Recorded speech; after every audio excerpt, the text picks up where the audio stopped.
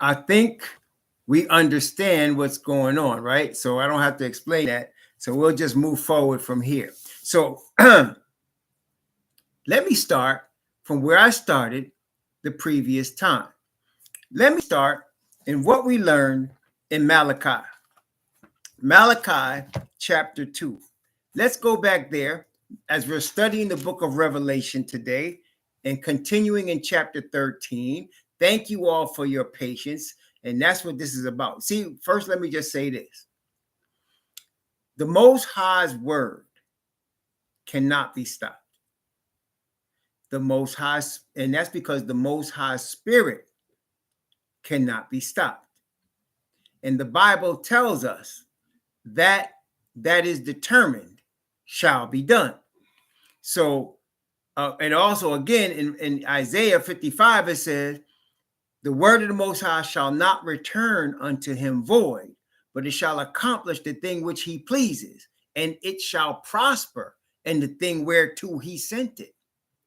So in the Asatan kingdom with man as God religions, they believe that if you eliminate a man, you can stop the Most High, right?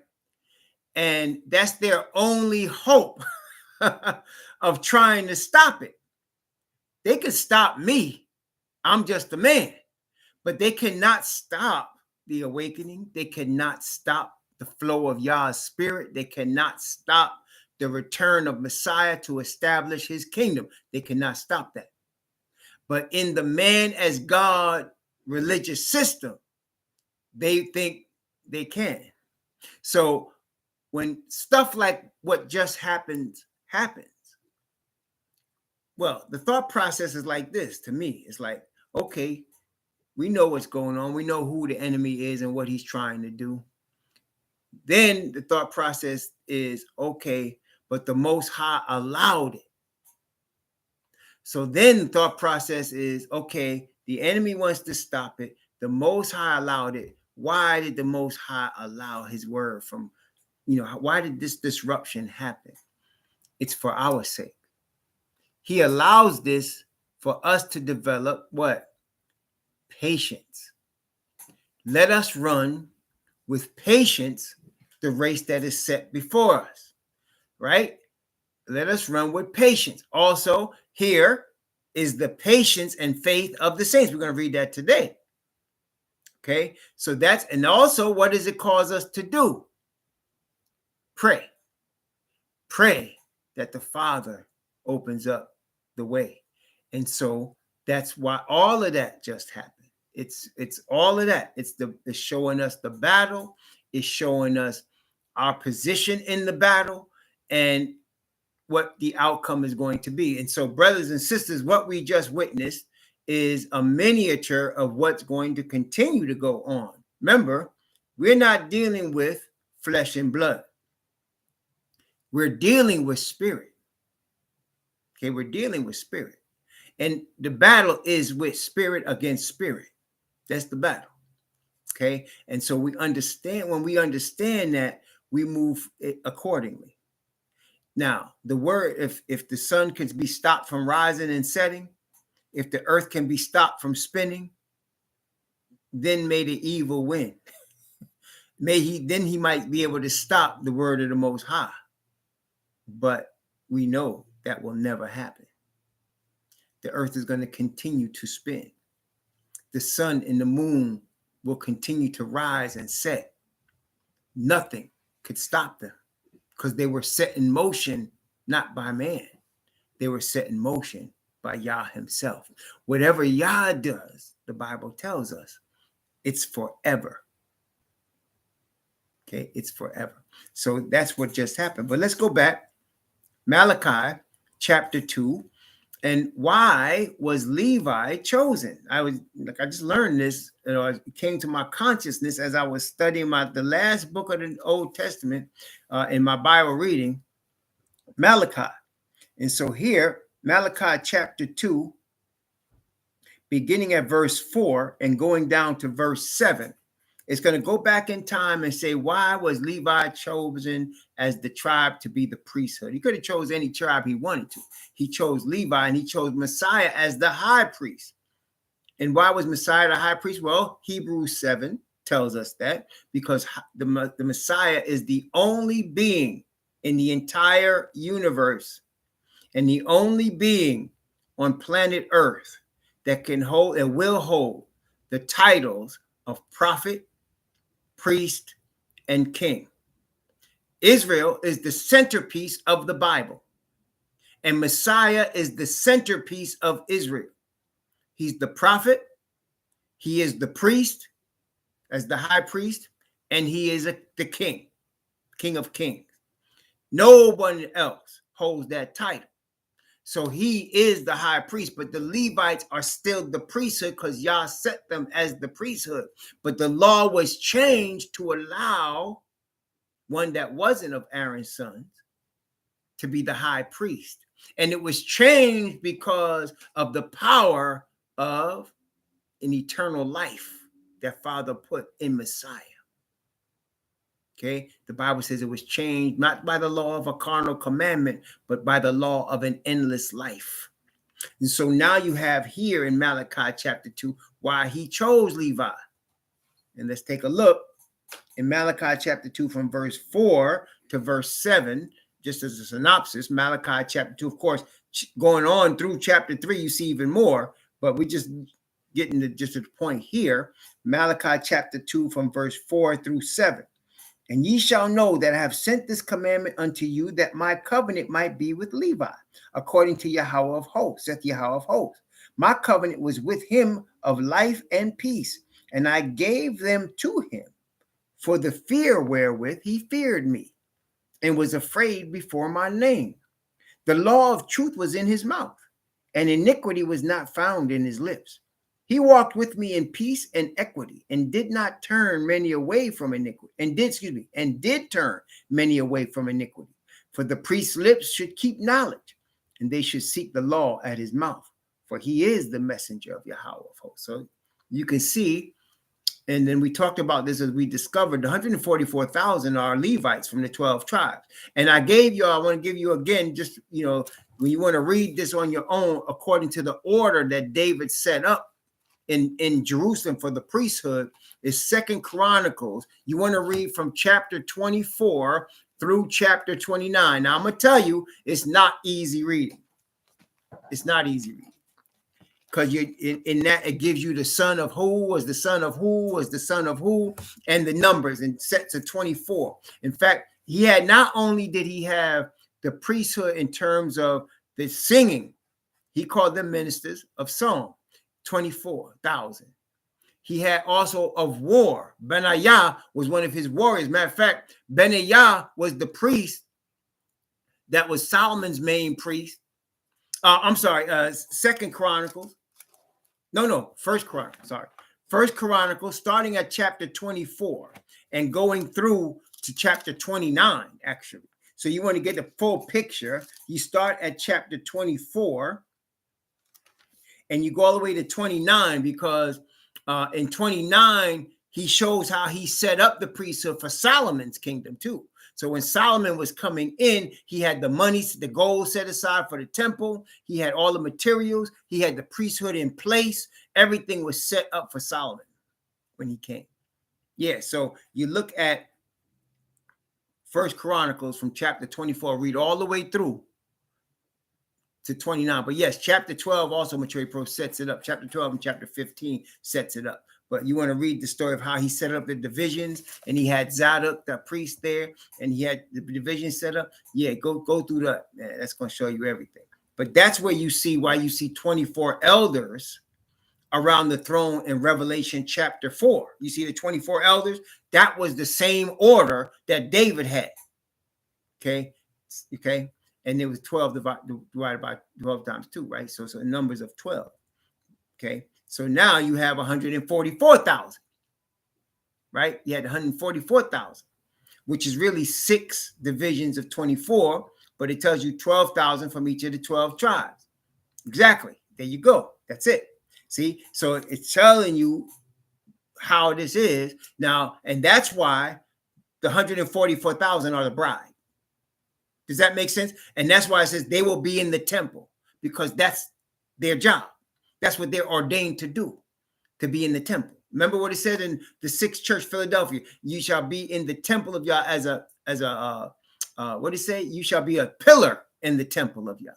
Now everybody goes in the temple, in the holy, most holy, right? But the Levites do. Okay, so that we'll go into that when we get there. But I'm just showing you the role of the Levites in these last days, and giving the messengers from the Most High, giving the message to the Israelite people to come out of Babylon. Come out of Babylon. And that's where we left off. So let's start. So we're talking about coming out of Babylon. And what I'm saying, he's calling there's 3 stages to come out of Babylon. The first stage is to come out of man-made religion. That's the first stage. Now, let's talk about the Most High's system, if you want to call it that, or the Most High's nation of priests and who they worship in Israel. Let's think about this now. It is the people called by Yah's name. That's what he says. If my people, which are called by my name, mommy, hold on one second.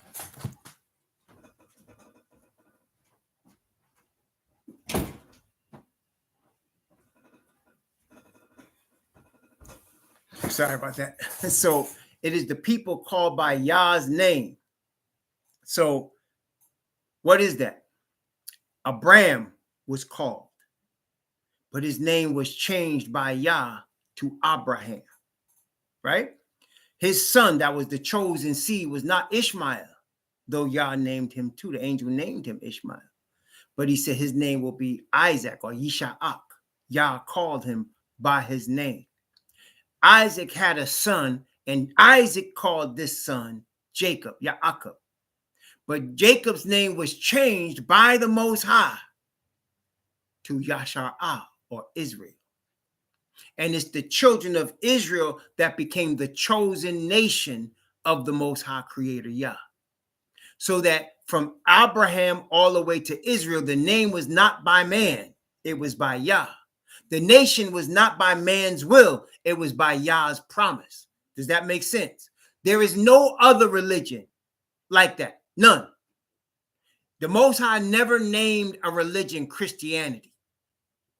He never called forth a Catholic. He never named, if you're going to leave, please make sure you close the door. And if he never called forth a Catholic, he never called forth an SDA, a Baptist, a Pentecostal. He never called forth Christianity as a religion. Never did. But he called forth a nation, and he said he is the God of that nation. Does that make sense? So therefore, my point is this: it's not a man-made religion. It is the only belief system or beliefs, if you want to call it that, that's not from man. Not in its name, not in its leadership, not in its origin. It is not from man. There is no name of an Arab prophet Muhammad in the Bible. It doesn't exist. There was no name of any story of somebody calling on Allah from the hills and saying, Allah gave me this other book for you. That doesn't exist in this book. It does not exist. But so the first stage of coming out of Babylon is to leave man-made religions and come to the chosen seed, the God of the chosen seed. Are you following me so far? I want to make sure y'all catching it. That's the difference between Israel and everybody else. And so there is an opposition to Israel. It is Asatan. It is a spiritual war. We wrestle not against flesh and blood, but against principalities, against the rulers of the darkness of this world, the rulers of the darkness, against spiritual wickedness in high places. We're not wrestling with flesh and blood. Our war is not with man. Our war is in the spirit. And as we want to win in the spirit, we need the spirit of the Father Yah creator. You cannot get that spirit unless you are seeking to glorify him. The reason you all are here today is not because you saw an advertisement or because you want to join a church. The reason you're here is because Father knows in you that you want to glorify him. That's what it is. And he sees the possibility of giving you his spirit. You see, his spirit convicts us. There's a difference. The spirit convicts us first. It calls us. But when we surrender to it, he pours it upon us. He covers us with his righteousness. See, that's how it goes. It first convicts us. It convicts everybody that he's trying to call. It convicted the scribes and Pharisees. But with some, the conviction was rejected so that they can maintain man's glory. That's what it comes down to. Okay, they can maintain their connection with Rome, their connection and power over the people and the money. It became man's glory. But there were priests that you will read about when you read Acts that came to the faith. In other words, they decided to live what? For their father's glory, not their own. Okay, and so everyone, whether they be Hebrew or Gentile, that comes to the truth, it's about the call of Father Yah and Yah's glory. Why is that important? Because Satan has called the creator a liar. That's about the highest form of blasphemy you can make. He calling the creator a liar. And so the creator wants to know who is on my side. And if you remember, when Moses first came down from Mount Sinai, when the Most High had thundered his voice, and let's go to Deuteronomy chapter 4 now, we were talking, when the Most High called out to the nation of Israel, over 1 million people strong in front of Mount Sinai, and they heard his voice. No other people in history has heard his voice. Nobody, only his chosen. Okay, nobody has heard his voice but his chosen. That's by design. Okay, so now when that happened, Moses came down with the tables of the covenant in his hand, and they were worshiping the golden calf, having orgies in front of the golden calf. They were naked. And Moses said, who is on Yahweh's side? And all the sons of Levi came. Right? Remember that? All the sons. And so he had broken the covenant. They had broken the covenant. So he broke the 2 tables of stone. And then he said, who's on Yahweh's side? And they came. The Levites came. The Bible said all the sons of Levi came. You see? So brothers and sisters, what we're dealing with here is the glory of Father above all man's glory. Satan's glory is wrapped up in the glory of man because that's his doctrine. Man is God. You understand? And so the first step out of Babylon is to give up man-made religions. And the Bible tells you when you read it, there's only one chosen people. Let's take a look now. Deuteronomy chapter 4, beginning at verse 27 and going down to verse 37. Deuteronomy chapter 4 from verse 27 to verse 37. And again, before I read this, I just want y'all to know, this is not for everybody. The message is going out for everybody to hear so that the children of Yah by blood first can hear, and the Gentiles that want to come on their coattails can come. But this is not for everybody. That's why I don't try to argue with people. The Messiah said to the Gentile, he told the Gentile Pilate, what did he say? My kingdom is not of this world. I came to bear witness of the truth, that is of his Father. And then he said, those who are of the truth will hear my voice. This is not for everybody. When I come to teach by the grace of the Most High, Yah knows. I don't know. Yah knows who those that are his, and he knows who he's calling. That's not for me to worry about. My job is just to teach it. He calls, he establishes, he ordains the ones that are supposed to be his. That's why the Bible says, it says, what did he say? He added to the church daily, such as should be saved. right? And of course, because of our brainwashing, we think of a church as some building with an organization, a 501c3 Christian organization, and it ain't got nothing to do with that. It's the nation. The church is a nation, okay, of people. And he adds to the what? The nation, such as should be saved, those that hear the call. It's not for everybody, okay? Praise the Most High. So Deuteronomy chapter 4 from verses 27 to 37. Watch these 11 verses. And Yahweh shall scatter you among the nations. Ye shall be left few in number among the heathen, whither Yahweh shall lead you. And there ye shall serve gods, the work of men's hands, wood and stone, which neither see, nor hear, nor eat, nor smell. That's the gods of Christianity and Islam. That's the God of the Ashkenazi Judaism. That's the three so-called Abrahamic religions that are man-made and try to use the word of the Most High in part of it to justify their existence. But Yah does not acknowledge them. Let's continue. But if from thence thou shalt seek Yahweh thy Most High, thou shalt find him. If thou seek him with all thy heart and with all thy soul, when thou art in tribulation, and all these things are come upon thee, even in the latter days. That's us.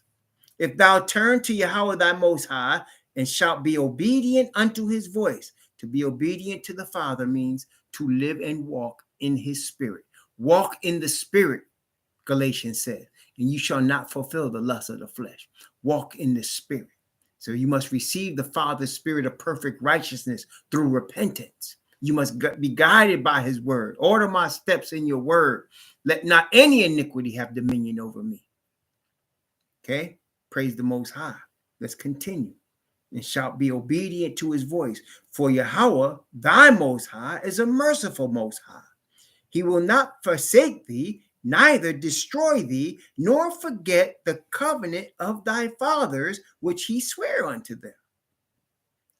For ask now of the days that are past, which were before thee, since the day that the Most High created man upon the earth, and ask from one side of heaven unto the other, whether there hath been any such thing as this great thing is, or hath been heard like it.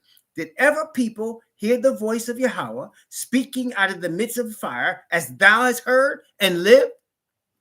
Or hath the Most High essayed to, watch this, essayed to go and take him a nation from the midst of another nation, by temptations, by signs, by wonders, and by war, and by a mighty hand, and by a stretched out arm, and by great terrors, according to all that Yahweh your Most High did for you in Egypt before your eyes? See, now you know what's going to happen.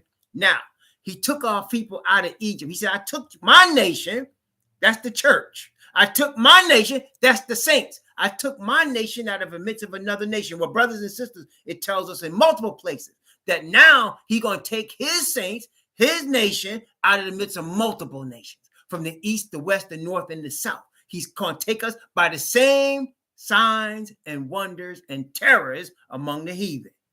That's the 7 last plagues. Okay? So before, he took us out of Egypt.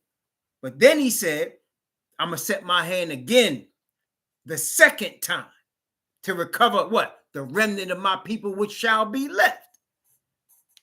Here we are. Here we are. So the first step of coming out of Babylon is hearing the call of your creator, your heavenly Father, right? If you hear that call, answer that call. Come to him. Okay, he'll provide what you need to get the knowledge to guide you in the way you should go. But let's continue. From verse 34 again. Or hath the Most High essayed to go and take him a nation from the midst of another nation, by temptations, by signs, by wonders, and by war, by a mighty hand, and by a stretched out arm, and by great terrors, according to all that Yahweh your Most High did for you in Egypt before your eyes? Unto thee it was shown, that thou mightest know that Yahweh, he is the Most High. There is none else beside him. There is what? How many are there? No, none. Just him. You want to get to him? You need to go through his appointed means, the Messiah. Okay? Out of heaven he made thee to hear his voice, that he might instruct thee upon the earth. He showed thee with his great fire, and thou heardest his voice out of the midst of the fire. And because he loved thy fathers, see, therefore he chose their seed after them and brought thee out in his sight with his mighty power out of Egypt. See, he chose their seed. Many of the Christians get this way twisted, as they get everything twisted. But let me help you all. So the Gentiles are counted as part of the seed when they connect with the Hebrews. They can't create their own church and think they're part of the seed. You understand? They just created an idol. So when they create their own denomination and call it Christianity, they're not part of the seed. No. Now you have bloodline in there. Those are the ones being called out. That's the first stage of Babylon, coming out from worshiping the other gods of Christianity and Islam and Judaism. You're coming out from worshiping statues of Buddha and gods, women gods of Vishnu. You're coming out of that. Okay? Man-made religions that can't help you, can't hear you. Hey, listen, we've been calling on white Jesus in America for 400 years. Has our situation got any better? Has anything changed at all? Oh, there's been a lot of talk. There's been a lot of laws. But really, do we still have ghettos? Are we still being shot in the street? Are we still being stacked up in prisons? What has then changed? Nothing. Be real about it. Nothing. And I'm telling you now, by the word of the Most High, the awakening is bringing us back to our true God. Not the nation of Islam, not Sunni Muslim, not Kurd Muslim, not Shiite Muslim. Yahweh, above all, the only true God. The God of the only true chosen people. The Israelite nation of Abraham, Isaac, and Jacob, which he named and chose himself. You understand? So praise the Most High. Nothing has changed with these other religions. White Jesus is not your God. And the Most High does not know anything about white. He knows Yah knows Israel. That's all he knows. Deuteronomy chapter 7. Deuteronomy chapter 7. Deuteronomy 7, beginning at verse 6. Deuteronomy 7, beginning at verse 6. From 6 to 9. Deuteronomy chapter 7, from 6 to 9. Let's be real about it, right? We're looking at the word. And that's why I tell people, somebody, I don't believe that. Hey, I'm not going to argue with you. Don't believe it then. That's not my problem. Okay? Read the Quran, read the Talmud, read whatever you want to read. The call is for the people of this book. Okay? We are not the people of the Quran. We are not the people of the Talmud. That's not us. We're being called from this book, though. Yeah, we are. And it told us every step has happened to us over the last 2,000 years. It's told us. Okay, and it's telling us what's here now and what's getting ready to come. Prophetic utterance. Praise the Most High. Let's continue. Deuteronomy chapter 7 from verse 6 to 9. For thou art a holy people unto Yahweh thy Most High. Yahweh has chosen thee to be a special people unto himself above all people that are upon the face of the earth. Yahweh did not set his love upon you, nor choose you, because you were more in number than any people, for ye were the fewest of all people. But because Yahweh loved you, and because he would keep the oath which he had sworn unto your fathers, hath Yahweh brought you out with a mighty hand and redeemed you out of the house of bondmen from the hand of Pharaoh, king of Egypt. Know therefore that Yahweh thy Most High, he is the Most High, the faithful Most High, which keepeth covenant and mercy with him that love him and keep his commandments to 1,000 generations. Praise the Most High. Yes, brothers and sisters. And it's even more deep now than it was then. What am I talking about? Well, Messiah was born of the tribe of Judah by blood. Him and Miriam shared blood. Okay, that was her son. Her family was the same family as Joseph, tribe of Judah. They was cousins. Okay, and Messiah is all of our cousins. So now, check it out. It's not just, he's doing it because of the promise to Abraham, Isaac, and Jacob, which that is enough. No. Now he's doing it because Messiah said, they're my cousins. We got to go save them. They're my cousins. There you go. Not only because of the promise to Abraham, Isaac, and Jacob, but those of us that turn back to Yah, Messiah say, they're my cousins, man. My cousin. We got to save them. And who's with my cousins? We want to save them too. Praise the Most High Yah. Now, with that in mind, we understand.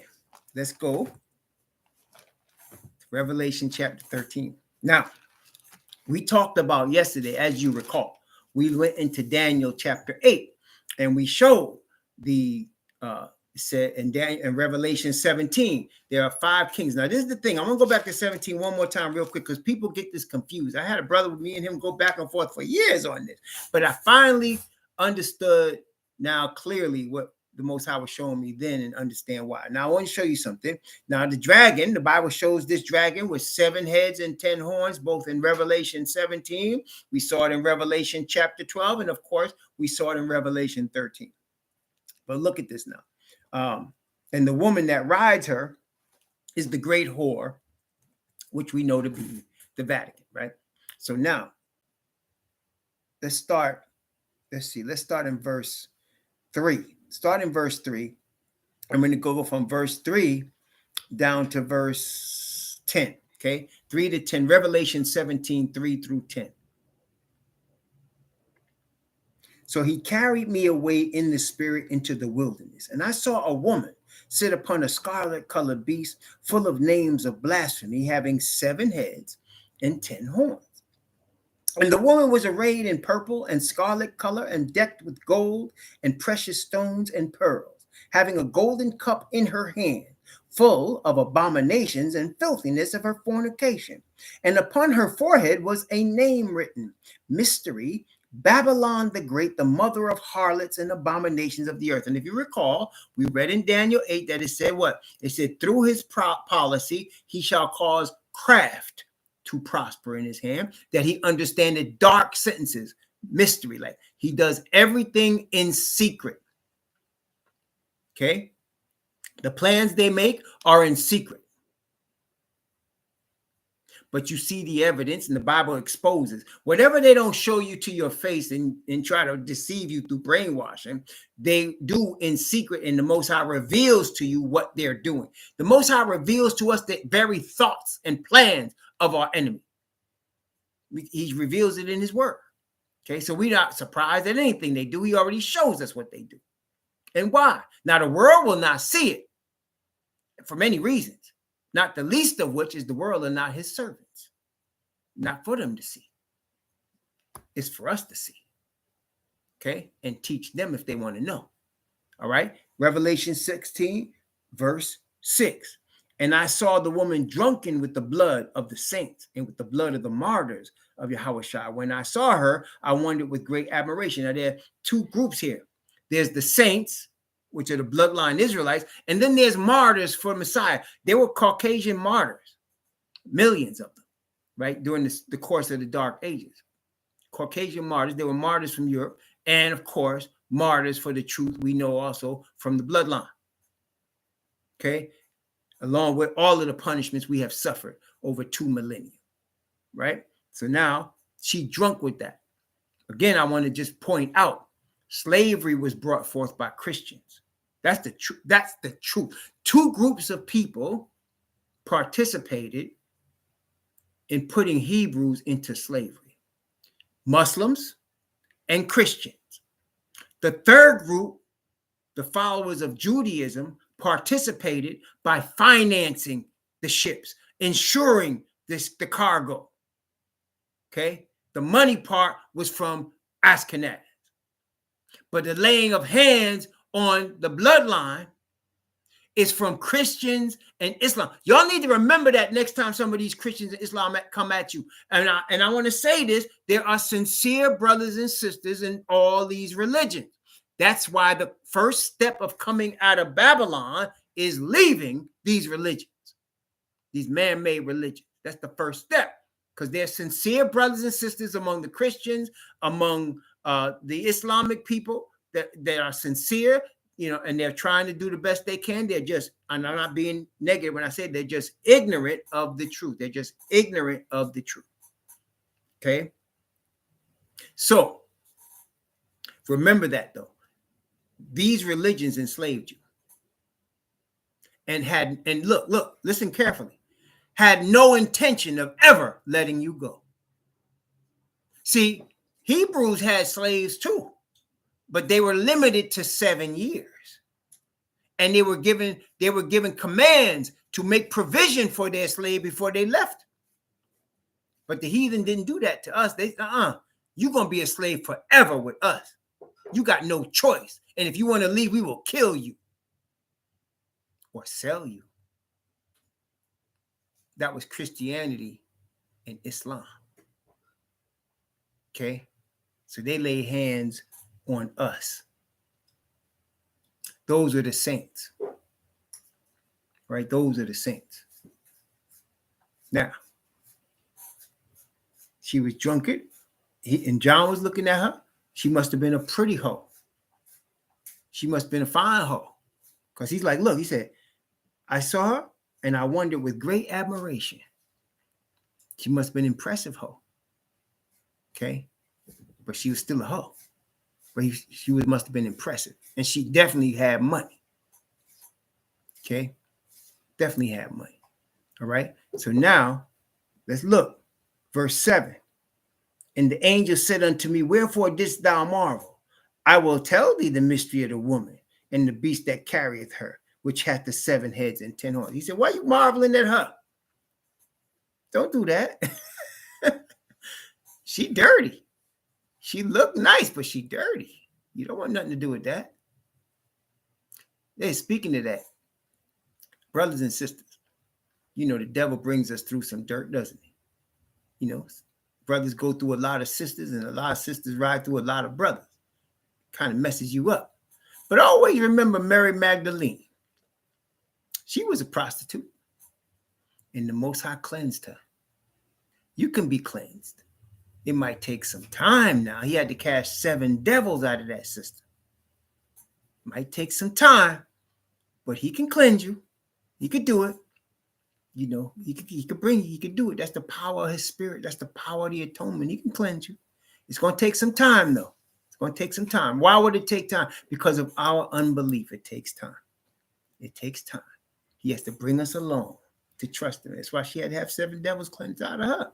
But this hoe right here, not only the Bible tells us about her, she's brazen. She's a proud hoe. She's unrepentant. She's brazen in her attack of the saints. She's brazen in her attack and lies. She's brazen. She's proud. And she gets paid for casting down the truth to the ground. As we read in Daniel last night. Cast the truth to the ground and everything to do with it. Misrepresent the Father. Misrepresent the Messiah. Misrepresent his belief system. Okay? Okay? This one here, she ain't no good at all. She don't even want to change. Right? Mary Magdalene knew she needed something. She knew she needed help. And Messiah was there with his grace and mercy of the Father for her and cleansed her and made her pure again. Praise the Most High. So sisters, don't worry. This world got you acting fools sometimes, right? Right? You go through a lot of dudes sometimes, and then you learn later, Dad, I just wasted all of that. I wasted all my time, wasted everything going with these men. But it's all right. Your one true daddy, he has something to cleanse you with. And he could do that. And if you ask him, he will. Praise the Most High. One of the greatest things I see is the cleansing of brothers and sisters after we have all been through dirt, right? After we've all lived dirt, cleansing. Praise the Most High. That's the miracle of the Father Yah and the grace of the Father Yah. But this hoe right here, she's proud of being a hoe. She proud of all the men she got. She proud of the pay she get from the kings of the earth. Yeah, she's a big time madam. Big time madam, right? So she's not going nowhere. So he said, I'm gonna show you the mystery of this one. Don't be admiring her. I don't care what she looked like. Angel said, don't marvel at her. Let me show you the mystery behind her. Okay. Revelation chapter 17, verse 8. The beast that thou sawest was and is not and shall ascend out of the bottomless pit and go into perdition. And they that dwell on the earth shall wonder, whose names were not written in the book of life of from the foundation of the world, when they behold the beast that was and is not and yet is. So let's talk about this real quick. Now we're gonna come back to it later, but for the purposes of our study today and what we're talking about, I want to mention this now. A beast is a kingdom or a government, a nation. That's a beast, right? They said, now John is here receiving this message at the end of the 1st century AD. So he's being told by the angel Gabriel probably that this beast used to exist. And it doesn't appear to exist now, but it really does exist. That's what he's saying. It was and is not and yet is. So let's think about that again. So this beast used to exist. It appears not to exist now, but it really does exist. Okay. Now, all of the hints are right here. What was on her head? Mystery, Babylon the Great. Babylon. So what we need to ask ourselves in the Bible is, where did Babylon first appear? How did Babylon come into existence? Right? And when you go back, and we're not going to do it today, but I admonish you to go do it. When you go back to Genesis chapter 10, the table of nations, you will find Babylon came into existence from the Hamitic tribes, children of Ham, and that it was established through a mighty warrior, anti-Messiah, anti-father, mighty warrior named Nimrod. And that we understand that between Babylon, Hamitic Babylon, between the Assyrians, between the now we call them Egyptians, Mizraim, all children of Ham, they had established dynasties, they established civilizations that, that the rest of the children of Japhet, they were many centuries from that.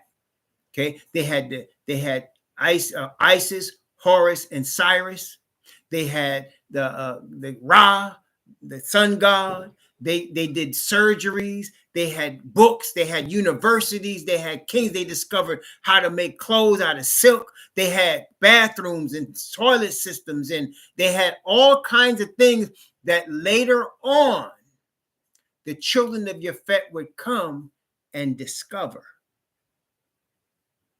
And they would come and discover these things and then go back to Europe and work on them and then say they discovered all of this, right? That's why you get Greek philosophy. Their philosophy is nothing but teachings that they got from the Hamites. So it was, that means ancient Babylon, all the way through till you get to Nebuchadnezzar, right? It was and is not, and yet it still is. Why? What was in charge at that time? It was the fourth part of the four horns, the one that came out of the north. It was Rome. It wasn't even the spiritual Rome yet. It was Rome that was in charge at that time. And that's the 1st century. The decline had already started. The decline of Rome had already started. And that's what he talks about in 2 Thessalonians. He that letteth will let until he be taken out of the way. The decline of the Caesar-led Roman Empire was already started. And by the time you get to the 4th century, now you're changed to a spiritual empire, the Holy Roman Empire that got there with Constantine, and then going forward to what we now know as the Roman Catholic Church. So it said it was, and it is not. There's no Babylon at that time, but yet it is. It's already under construction. That's what this whore is. And it's in secret. Vatican is built on 7 mountains, right? And we're going to talk about that in a second. But before it became the Catholic Church, it was a witchcraft, a place. In the Bible, whenever Israel was worshiping false gods, what did they do? They would go to, what do they call it? High places. Isn't that right? You would see them. It said they started worshiping in the high places.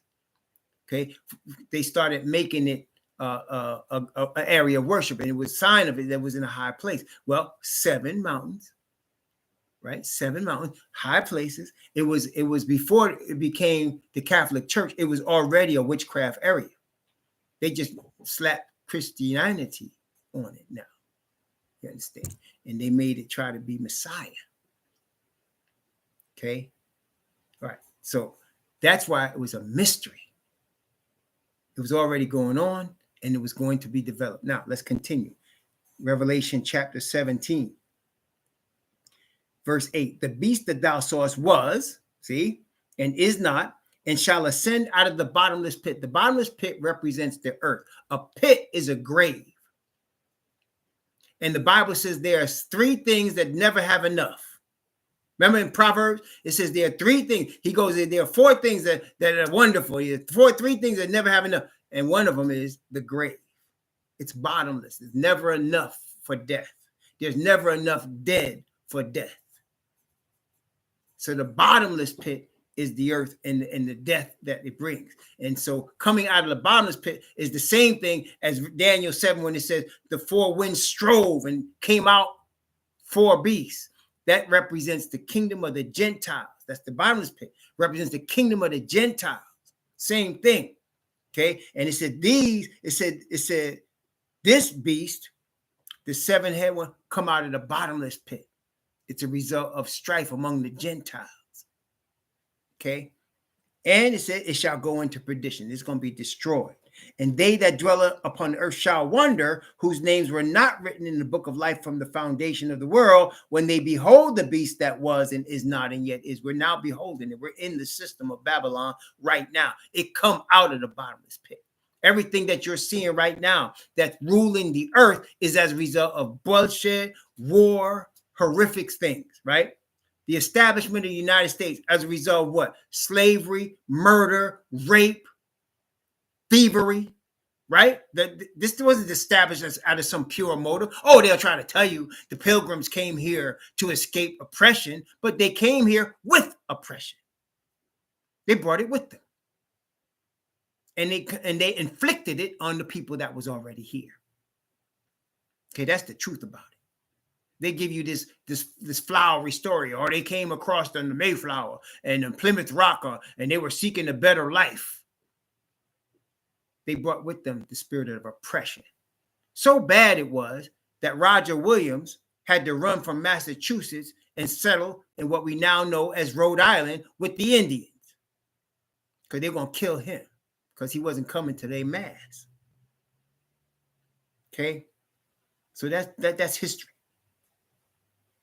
And so every nation that you see that rules the earth, the G10, those nations are the result of conquering, taking over, murdering, and raping, and then stealing. This whole earth is like that, but especially the powers, the G10. Okay. Now, let's continue. Verse 9, here is a mind that hath wisdom.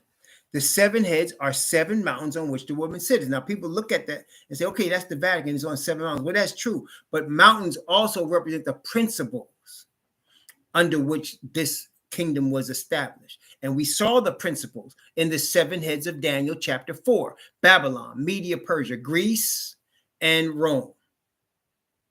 4 for Greece and then 1 for Rome. 7. Okay, that's the principles that make up the kingdom. And this is important to understand. Remember, those 4 nations were picked out by the Most High for one reason only. They are the ones that scattered Israel and Judah.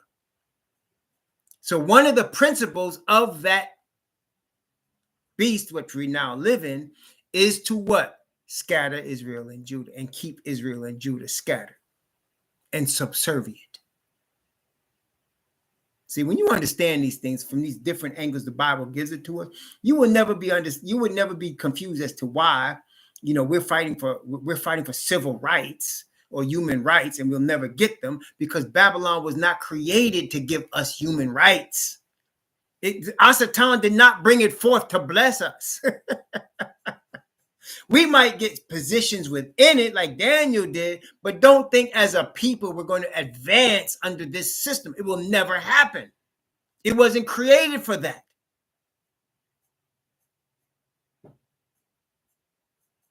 to scatter the tribes. That's what they're for. And so that's why when the 7 mountains, those are the principles of ancient Babylon. Man is God, right? And they worship the sun god also. The principle of Medes and Persians. They take over, they get rich. The Persian Empire were the richest of all. The Greeks, philosophy and education that they stole. And of course, Rome, the iron, crush and take over. Brutally crush and take over. Crush and take over. That's where we get colonization. Colonize, right? Y'all know colonization. We've been colonized. People all over the world. In Africa, the Hamites, they colonized them, like I said, on location. They colonized them on location. You can stay there, but we run you. Pepsi, Coca-Cola, IBM, Microsoft, Amazon, we run you. We're taking over. You can stay right here. We're taking over. Oh, you need money? Here's IMF money. We're going to lend it to you. And then it gets to the hands of a few people, and the rest of the people are enslaved in debt. Imperialism. That's right. Imperialism and colonization. We know that backwards and forwards. Did anybody ever say it doesn't exist anymore? They don't even say that because they know it exists and they're still pushing it. Okay. So all of that. Now, verse 10. Now, watch what it says here. It says the 7 heads are the 7 mountains on which the woman sitteth. Okay. Then it says, and aside from the heads with the mountains, there's another 7. What is it? And there are 7 kings. And now this is a different thing. You got the 7 heads, the mountains on which the woman sitteth, and we know who they are. But now he said, and there's 7 kings. What about these 7 kings? 5 are fallen, 1 is, and the other is not yet come. And when he cometh, he must continue a short space. Now let's think about this. 5 are fallen. Well, let's go by the ones we know. Babylon is fallen. The literal Hamitic kingdom. The Medes and the Persians are fallen.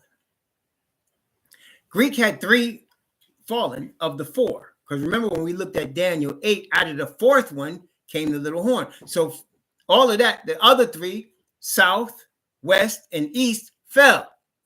At the time here, you had 1 is, and the other is not yet come. You had 1 is, was Rome. The other is not yet come. And when he cometh, he must continue a short space. Now, some people get confused and say, well, that's Rome. The short space is Rome. Well, is 1260 years a short space? They've been, as the religious power, it's been in existence since the 6th century. And now we're in the 21st century. Are 15 centuries a short space? No. So what is it talking about? When it's going to have the whole world under subjection, it'll be a short space. And we already know that time frame. Why don't y'all tell me? What's the time frame of the short space? And it involves the United States. And the United States is like a blip on the Bible history. It's a blip. It's a blip, not that long at all. A short space. So when you see Rome with the United States in control, how long? Gary Joseph, 3.5 years. That's the short space. That's when they're under the that's when the whole world is subdued. And the only people not subdued are the Hebrews. Okay, the only people not subdued. The 3.5 year period is the same period that you remember we studied in Revelation chapter 11, where the 2 witnesses testify, bear witness in sackcloth. That's the same 3.5 years. Okay, so the majority of the earth, that's when the 2 witnesses are bringing forth the message to come out of Babylon. That message is with power that had never been seen on this earth before of the Father's Spirit. But it has to be because the pull of Babylon is going to be strong. And so only the remnant will heed that message.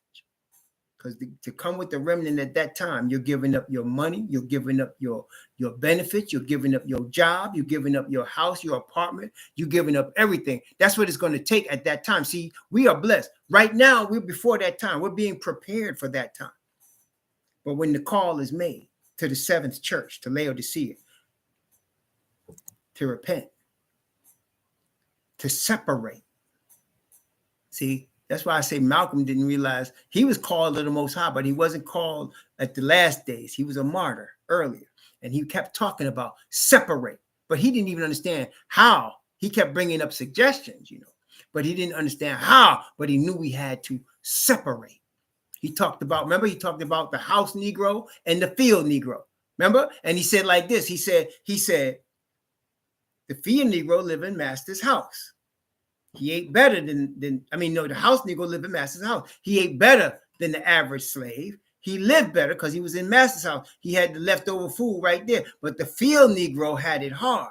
And he said, if the field Negro came to the house Negro and said, let's separate, that the house Negro would say, man, you crazy. Where are we going to get a house like this? How are we going to get clothes like this? You crazy. We can't separate. But it said if somebody would have asked the field Negro to separate, he would say any place is better than this.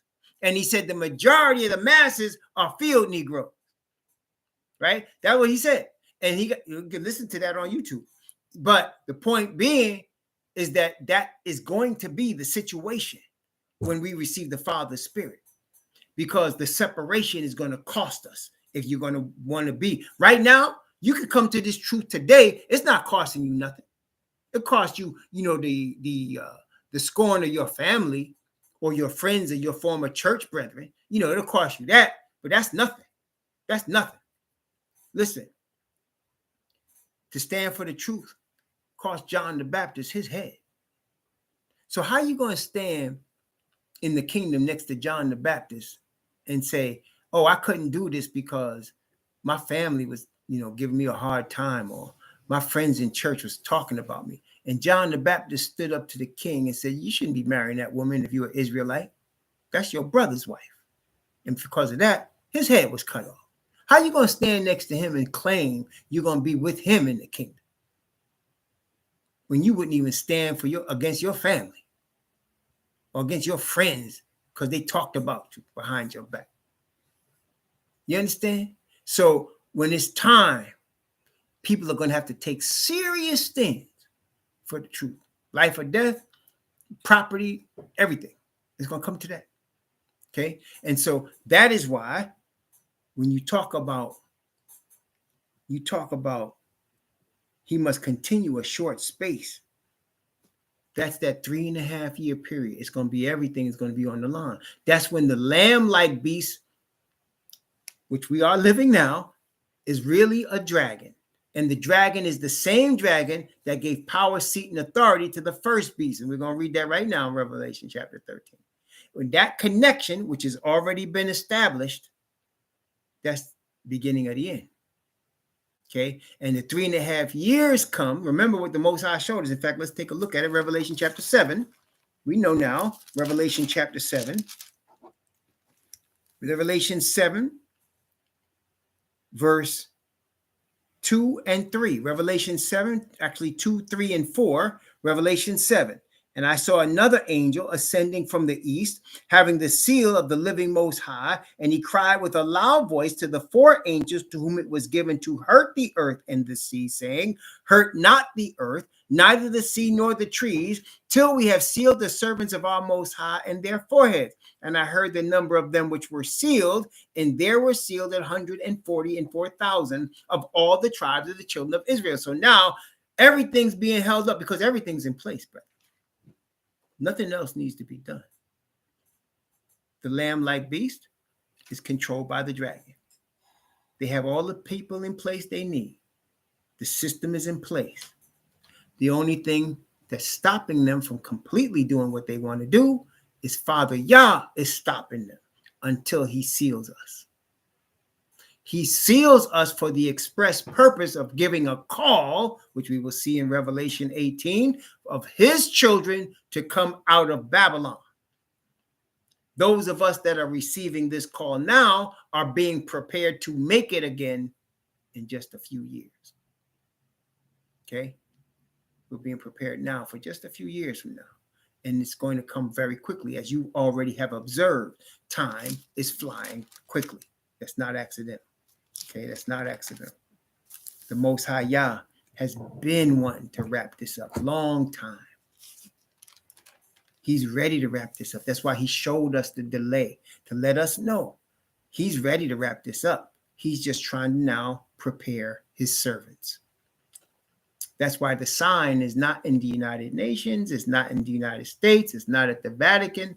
The real sign, which only the servants of Yah will see, we're the only ones that will see the sign. The real sign is among Yah's chosen. The awakening of the chosen is the sign. You know, what Gil Scott-Heron used to say, the revolution will not be televised. Remember that? Gil Scott-Heron, remember that? Some of y'all too young to remember that one, but the revolution will not be televised. The seal of the 144,000 will not be televised. And that's the sign. We'll see it. Or those of us at the low levels, like we are, we'll see it. We can see it happening, right? But the world not going to see it. They're not going to see it. Praise the Most High. Now, Revelation chapter 13. We read from verse 1 down to verse 8, but let's read it again as we start the second half now of Revelation 13. So now let's look at this. And now you got a whole bunch of background, right? So that's why I took all of that stuff to give us background just so we could go through here. Because if I was to just take you through here, you would think I was crazy, some of the things I'm saying. But after we went through Daniel, right? After we went through chapter 17 and read Daniel chapter 7 and Daniel chapter 8, now you get a much clearer picture of what we're dealing with here. And you understand who the true Hebrews are. You understand who these enemies are, right? Let's take a look. Revelation chapter 13, beginning at verse 1. I'm going to read from verse 1 down to verse 4. And I stood upon the sand of the sea, and saw a beast rise up out of the sea, having 7 heads and 10 horns, and upon his horns 10 crowns, and upon his heads the name of blasphemy. And the beast which I saw was like unto a leopard, and his feet were as the feet of a bear, and his mouth as the mouth of a lion. And the dragon gave him his power and his seat and great authority. And I saw one of his heads, as it were, wounded to death, and his deadly wound was healed. And all the world wondered after the beast, and they worshipped the dragon, which gave power unto the beast. And they worshipped the beast, saying, who is like unto the beast? Who is able to make war with him? Okay, you see this? As a result, the 4 powers that scattered Israel and Judah, it's a conglomeration. It's a federation of them. You see that the dragon gives it power, seat, and authority. Right? You see that it has now 10 horns again. It had been only 7, but we saw in Revelation 17, it was developed into 10 again, but they didn't have a kingdom yet. Here you see them with the crowns on their horns. So you see them with the kingdom. As I said before, Revelation 13 is showing you the finished product of Asatan's kingdom. Once Yah allows his servants to be sealed, and the rest of this chapter is showing you how they got to that finished product. Okay, so here it says they had a wound and the wound was healed. We know that was 1798 with Berthier, the French general, and we know the wound was healed in 1929 with Mussolini and the Lateran Pact with the Vatican. Okay, they worship the dragon. The whole earth is worshiping Asatan, doesn't realize it because he is deceiving the whole world. The whole world system that we're in is based on lies. Remember that. That's why you can never believe everything they're telling you in the media. You can't even believe half of it. They mix lies with the truth because everything is based on a lie. And they're trying to get you to believe what they're telling you and make you think that that's how you think. Isn't that deep? That's how mind control works. They make you think you're making a decision that they put the seed in your mind to think. That's how media works. That's why it's all based on a lie. Every man-made religion is a lie. Everyone. Respect them, though. I have respect. Why do I have respect? I have respect for Islam, and I have respect for Judaism, and I have respect for Christianity. Why? Because the chosen people of my Father still exist among them. And they got to be called out. You understand? They're the chosen people of my Father that's in there. Like we was. We was all in there. We was in them 3 Abrahamic religions. Were we not? Some of us were Buddhists and Hindus, right? So we all come out of darkness. So we got brothers and sisters that's still in there. That's the call. That's what we're being prepared to give a call. To get our brothers and sisters out of her. Come out of her, my people, right? So now that's what they don't realize they're doing. They're worshiping the dragon, Okay, and that's how this thing gets the power, because the people are with it. Okay. All right. So the dragon gave power to the beast, and they worship the beast, and there's nothing like the beast. What do I mean? What does it mean? Think about the system you're in. Think about the system you're in. Okay, wherever you live, especially if you're in one of the 10 nations that make up the G10: Japan, Canada, the United States, and of course the other 7 of Europe. If you're in one of these, you got banks, you got grocery stores, you got everything you need, right? It's being sold right here. And there's so many have-nots that they're breaking into stores to take stuff because there's so much of it. There's debt. There's all kind of educational system. Okay? And why? That's why I said, who is like the beast? Who can make a system like this, man? I mean, shoot. What you gonna do about that? Nobody like that. What you gonna do? Shoot. Right? Oh, man. They got it, right? That's what it say. Who can make war with him? Right? Verse 5. And there was given unto him a mouth speaking great things and blasphemies, and power was given unto him to continue 40 and 2 months. So there's that magic number. 3.5 years, 1,260 days, 42 months, which we know in the past, he did do that when Rome was first established, 1,260 years. But now, at the end of time, where the Messiah said there shall be time no longer, there's going to be a 3.5 year period. Messiah, remember now, how long was Messiah's ministry? 3.5 years. How long was Elijah's ministry? 3.5 years. How long is the 144,000's ministry? It's going to be 3.5 years. And remember, during that 3.5 year period, they're going to rule. That's where they share power, right? And we're in sackcloth because nobody wants to listen to a bunch of brown people, Negroes, and people that love Negroes calling themselves Israel and giving a message. Nobody wants to listen to that. Okay, for 3.5 years. It's going to go by fast. It's not going to be that long. Father Yah, as he provided for our fathers in the wilderness during their 40-year journey, he can provide for us too. Okay, praise the Most High. And he opened his mouth and blasphemed against Yah, verse 6, to blaspheme his name and his tabernacle and them that dwell in heaven. Again, what does that mean? That means they misrepresent our Father.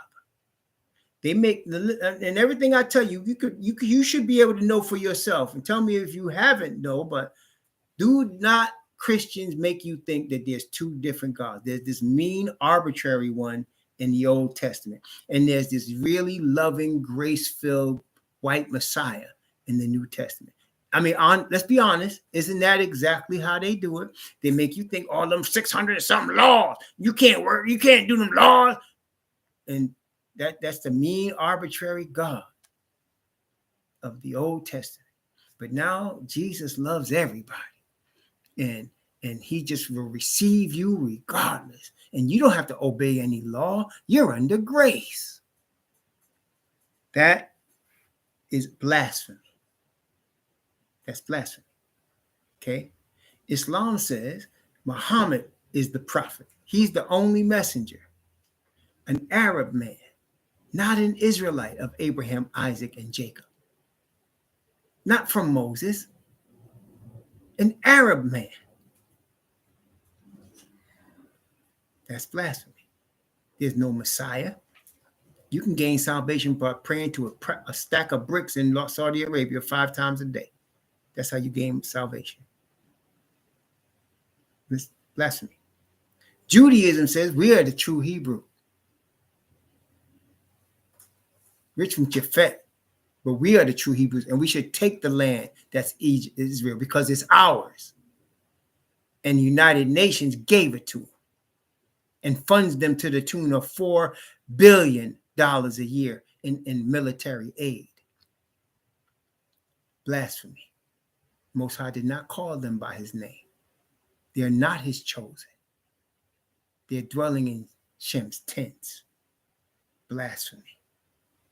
Misrepresenting Yah, misrepresenting his Messiah, misrepresenting his chosen people, misrepresenting his message. There you have it. Okay, there you have it. Okay. Verse 7. And it was given to him to make war with the saints and to overcome them. And power was given him over all kindreds and tongues and nations. And all that dwell upon the earth shall worship him, whose names are not written in the book of life of the Lamb, slain from the foundation of the world. Okay, power was given to him over the saints.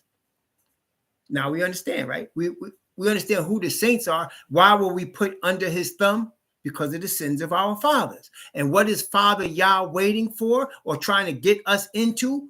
An awakening, right? So it was given to him to make war with the saints. That's what he did. Rome came, scattered us from the land for our own sins, right? Then we went into Africa, took us from there, forced us to become Muslims, and took us into slavery, both the Muslims and the Christians, to make war with the saints and to overcome them, brought into their nations, under their tongues, forgot our names were changed, right? And we're wearing to this day the names of the oppressors and slave masters that owned us. That's what we're wearing, because we don't even know our own name. It was given for him to do that. But as we know, part of the awakening, let me just go over here real quick because I can't leave it there. It's part of the awakening, Isaiah chapter 44. Isaiah chapter 44. Isaiah 44, beginning at verse 1, and go down from Isaiah 44, beginning at verse 1, down to verse 6. Isaiah 44, from verse 1 to 6. Isaiah 44, 1 to 6. We don't forgot who our names was, but part of the awakening, watch what it says here, Isaiah 44, 1 through 6. Yet now hear, O Jacob, my servant, and Israel, whom I have chosen. Thus saith Yahweh, that made thee. See, we didn't make ourselves. And formed thee from the womb, which will help thee. Fear not, O Jacob, my servant, and thou Jeshurun, whom I have chosen. For I will pour water upon him that is thirsty, and floods upon the dry ground. I will pour my spirit upon thy seed, and my blessing upon thine offspring. And they shall spring up as among the grass, as willows by the watercourses. One shall say, I am Yahweh. And another shall call himself by the name of Yaakov. And another shall subscribe with his hand unto Yahweh and surname himself by the name of Israel. It's part of the awakening. Thus saith Yahweh, the King of Israel, his Redeemer, Yahweh of hosts. I am first and I am the last. Beside me, there is no Most High. This is our awakening. Who we are, who we really come from, and we getting an idea from reading the word what our names were. That's what our names were. Yashar was our name. Dawid was our name. Yamaraya was our name. Hagayah was our name. Malakayah was our name. Yashaya, that was our name. Mashe, that was our name. Lawai, that was our name. Okay. Shaul, that was our name. Those are the names we had. Okay. Zadok, that was our name. Gabar, that was our name. Those are the names we had. Shama, those are the names we had. And we now recognize that. Our Kawak by Yah, that was our name. Okay. That was the names we had. Banayah, that was our name. Banyamin, that was our name. Those are the names we had. We're now discovering the names of our family before we were given the slave names. And we are surnaming ourselves. You don't need to go to court to do that. You know, people thought you, to me, to go to court, the Bible says, listen what the Bible says. Let the redeemed of Yahweh say so, whom he hath redeemed from the hand of the enemy. That's what the Bible says. You ain't got to go to court to do that. Let them, use your government name. That's your government name. Okay, you got a government name. But your real name, let the redeemed of Yahweh say so. You state what your name is. Let the redeemed of Yahweh say so, whom he hath redeemed from the hand of the enemy. Don't have to worry about changing your name legally. Don't do that. I've seen brothers try to do that. Boy, there's hell to pay when you go through Babylonian system trying to get your Hebrew name. Don't even bother. Just make a declaration. Let the redeemed of Yahweh say so. Just pray for the Most High, and He'll give you the Spirit, and you'll get your new name. And which He's going to change again when you go into the kingdom. Praise the Most High. Amen. But even now, as we are awakening, people are taking new names. Praise the Most High, Yah, that are not the names of our slave masters. Yeah, not the names of our slave masters. Okay, praise Yah. Okay. You know what? And speaking of that, it's funny. I recently discovered my father's father. I found the rapist. I went to ancestry.com and I found the rapist. My father was a rapist, right? He was a Caucasian man. I found out he was from Germany, and I found out his name, right? Because when my father was born, my grandmother didn't let nobody know what happened and who the father was. It was mysterious. So my father was born, all of his siblings looked like they came from Florida, from the fields, which is what they did. They came from Florida, from the fields as sharecroppers. They were doing citrus, oranges and lemons and such. And so they looked like people that came from that. But he looked like a white man. And everybody was marveling. Who is this? Who is it? And his mother, my grandmother, wouldn't say, right? And she had a man, and his name was Glasgow. And my father took that name. Okay. And he was ridiculed all his life because they called his grandfather, the one that took him, he called him Big John. Big John never had no sons. Whose son are you? Because he didn't look like Big John. Okay. But I found the man. I went through Ancestry. I pieced it together. It took me a few years. It took me more than 3 years to find him. I found him. Now he's dead now, but I found him, and I found his family. And of course, they don't want to know. Most of them don't want to know. But I know, right? And then I found his name, and I told my father, and I thought about it, and I said, you know what, though? I don't want his name. I don't want his name.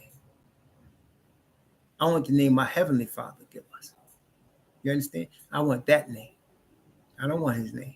I never knew him. My father never knew him. And even if we did, just another slave master getting another Hebrew pregnant. That's all. Right? So when it comes down to it, we start to know our true name. Praise the Most High. That's part of the awakening. That's part of the awakening. Praise the Most High. Yeah. Okay. So let's continue now. Now we're in the second part of Revelation chapter 13.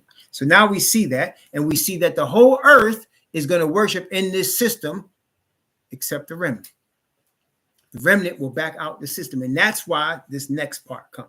Let's go Revelation chapter 13 from verse 9. Let's read verse 9 and 10. If any man have an ear, let him hear. He that leadeth into captivity shall go into captivity. He that killeth with the sword must be killed with the sword. Here is the patience and faith of the saint. Today they call this karma. Isn't that what they call it today? In other words, you do something, it's going to come back to you, either good or bad, right? Well, he said, if you kill with the sword, you're going to be killed with the sword. If you lead people into captivity, you're going to be led into captivity. Okay? This is the sins of the fathers coming on the children. That's why all of them today say, I never did this to anybody, sitting up in privilege, white privilege for days and years and decades, going to tell you what they never did. The sins of the fathers come upon the children. How do we know that? Because we are the children that suffered the sins of our fathers. Are we not? We know it. That's why I just smile. Oh, they want to say, okay, go ahead, enjoy. Enjoy this world as your kingdom. I am proof. The sins of the fathers comes on the children. Your day is coming. Everybody's day is coming. Praise the Most High. Okay, let's continue. Now, verse 11. This is the second beast that creates the short space that the Bible told us about in Revelation chapter 17. This is the second beast that's the victim, the controlled of the first beast. Okay. By the way, I made a mistake the other day. That new judge on the Supreme Court, she claims she's a non-denominational Christian. I thought her husband's an Ashkenazi, but she claimed to be a non-denominational Christian. Now, that was her claim the other day. They asked her, so you're going to have 7 Catholics, 1 Jew, and one non-denominational Christian. That's the Supreme Court, y'all. I'm just telling you. I had to correct that. Yeah, I had to do one of them corrections now. Because there was an article that says she was Ashkenazi, but they were guessing. She claimed this past week that she was non-denominational Christian. That was her own claim. So, okay, whatever. Clarence Thomas claimed that too before he became Supreme Court. Then he converted to Catholicism once he came on the bench. Whatever. Don't matter, does it? Anyway, let's continue. Revelation chapter 13, verse 11. And I beheld another beast coming up out of the earth, and he had two horns like a lamb, and he spake as a dragon. So you have another beast coming up out of the earth that is controlled by the dragon. But he has a false face. A false face. Hey, there go the temptations again. Hey, mama, smiling faces. Sometimes pretend to be your friend. Smiling faces. No traces of the evil that lurks within. So you have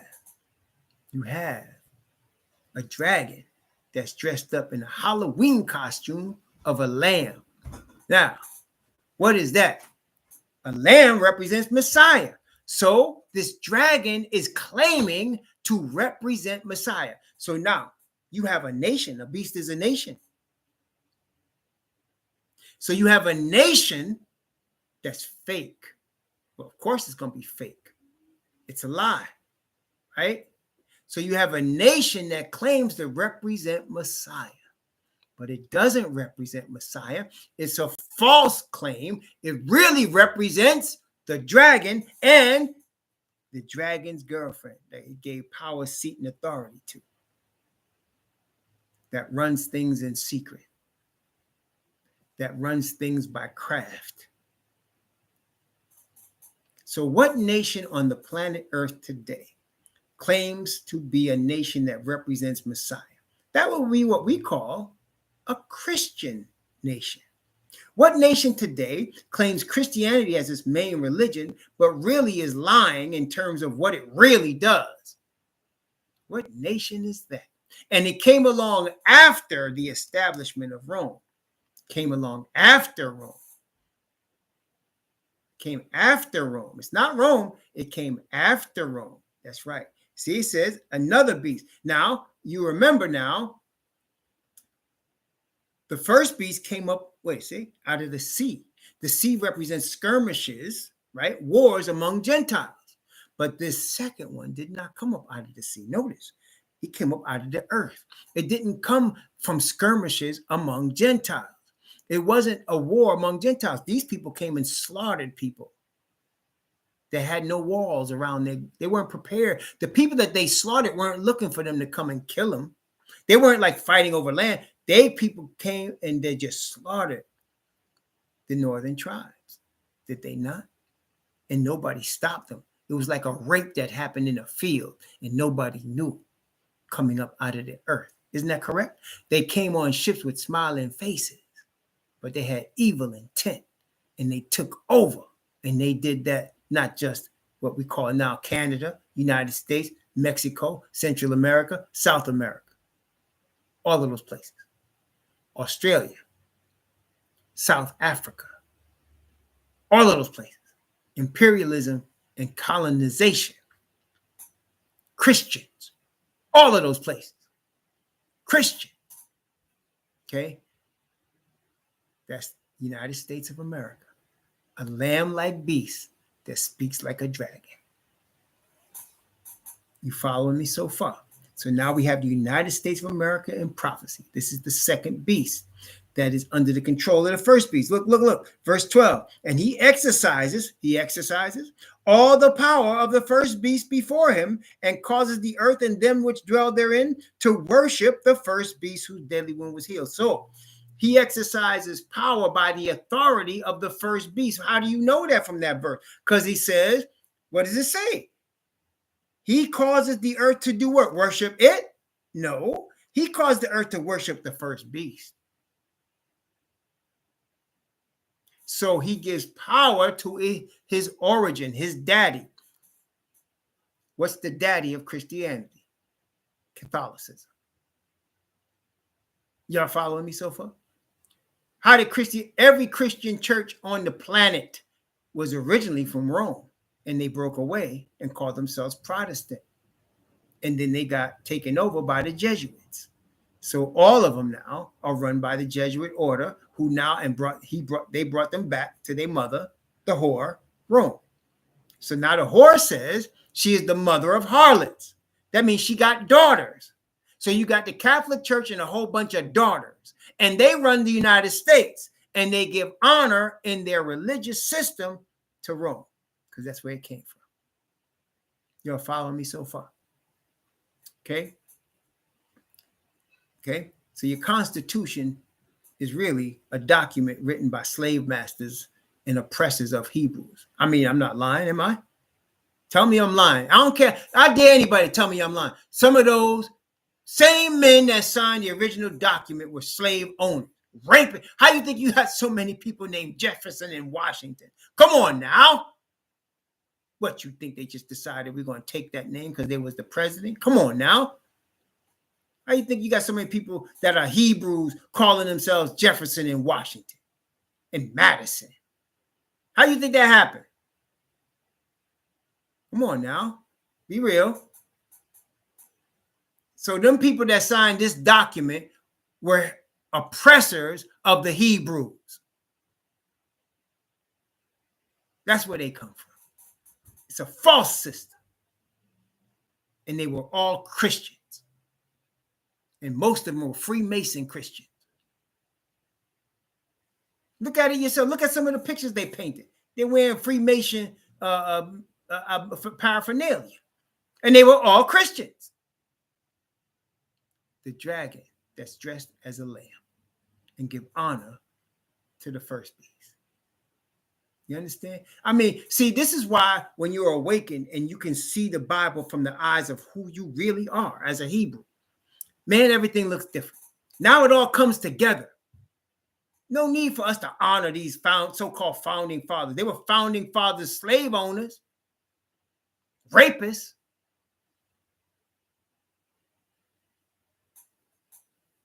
Shoot. And that document is for them. It's not for us. It's for them. That document is for them. You see, they could try to twist it now because they're liars. They try to twist it now. We added amendments, 13, 14, 15 amendment, but has it changed it? Has no amendments changed anything for you and me? Has it really? They can pluck out one or two and say, see, that person has changed. You know what that's called, right? Divide and conquer. See, I heard, what was the name of this coon? I mean, what was his name? What was the dude from the Shawshank Redemption? That coon name? Who was that guy that was in the Shawshank Redemption? The brother that was the narrator, and he was in it too. Talking about his friend Andy. Remember him? He talked about, I made it. The only reason black people don't make it is they lazy. See that? See the house Negro?